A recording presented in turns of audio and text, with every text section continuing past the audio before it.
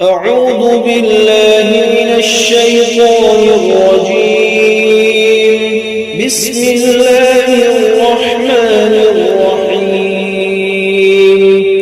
الحمد لله رب العالمين، الرحمن الرحيم، مالك يوم الدين. إياك نعبد وإياك نستعين. اهدنا الصراط المستقيم، صراط الذين أنعمت عليهم غير المغضوب عليهم ولا الضالين.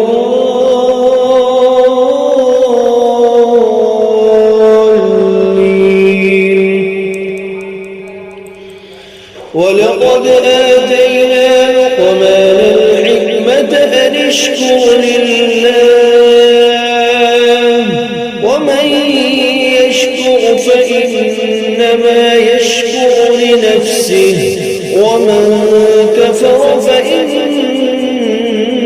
الله غني حميد.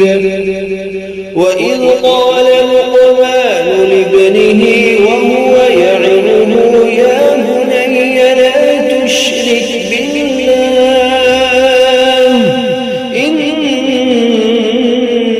الشرك لظلم عظيم. ووصينا الإنسان بوالديه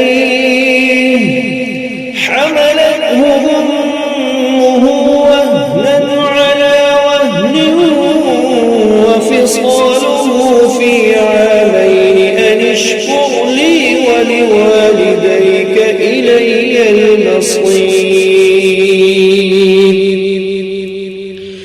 وإن جاهداك على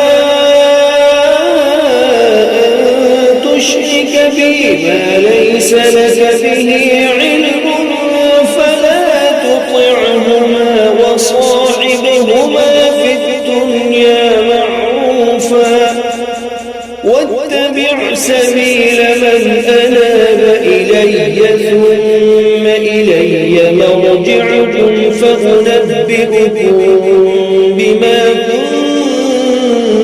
كنتم تعملون.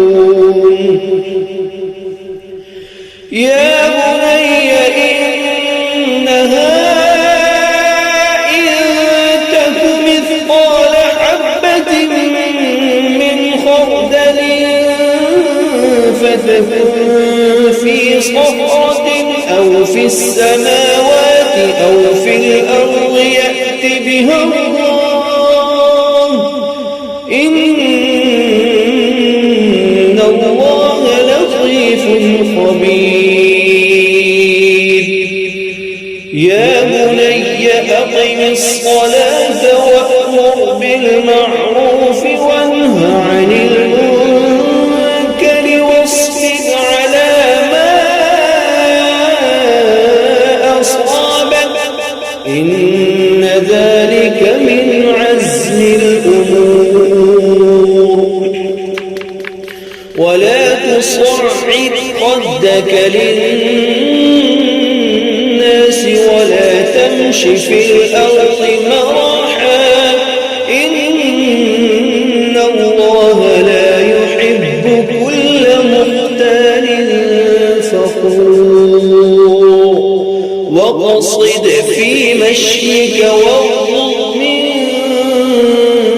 صوتك، إن أنكر الأصوات لصوت الحمير. صدق الله العظيم.